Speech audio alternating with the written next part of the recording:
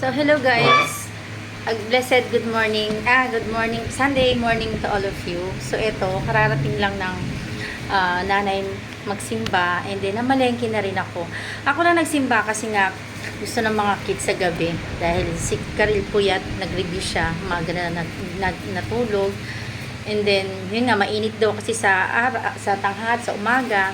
Pero dahil ang dami kong gagawin, dami ko nakaschedule na gawin, so ako na lang mag-isa nagsimba. At the same time, namalengke na ako. Namili na ako. Kasi dito guys, itong isang pirasong mais, kung maglalaga ako, hindi kasi nawawala ito sa menu ko. Dito, meron kaming malapit na talipapa, pero mahal syempre. Pero mo, ito minsan nabibili ko dito ng mahigit 30. Pero guys, tingnan mo, oh. 8 piraso, nabili ko ng, actually, 50 ang tumpok, binigay sa akin ng 40. Basta kunin ko na lang daw yung dalawa, kasi dalawa ng tumpok na lang natitira.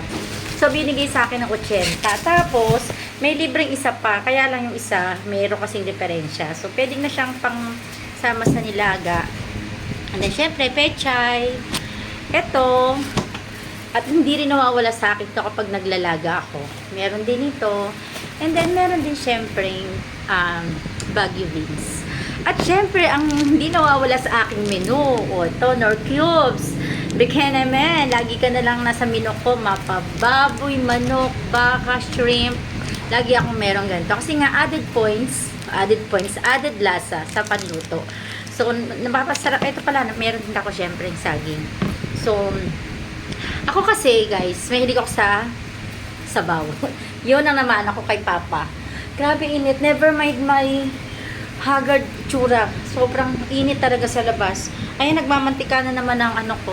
So, syempre, hindi na muna ako nagbihes. Diretso, nagsaing na ako. Although yung pinalambot ko na kanina bago ako simba. Habang naliligo, naka-pressure cooker na siya para lumambot na. So, yun lang po guys, ang update ng nanay ngayon. After nito, talagang marami pa akong asikasuhin. Siyempre, Sunday lang, yung mga gawaing bahay dito.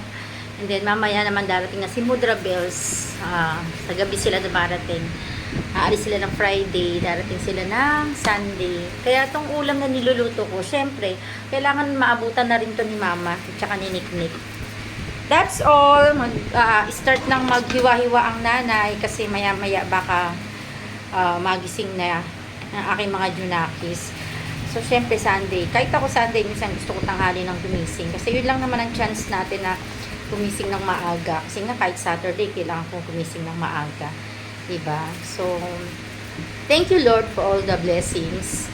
Mapaliit man o mapalaking blessing. Dapat magpasalamat. And, syempre, dapat magsimba rin tayo. Kasi, to give thanks and glory to God for the whole week, guidance, protection, and also for our lives. Sabi nga, magising ka, tumihinga ka, very thankful na tayo nun. So, guys, that's all ang update ng nanay na walang pahinga. But always, grateful, syempre.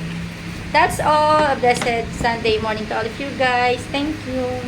Pangit ko.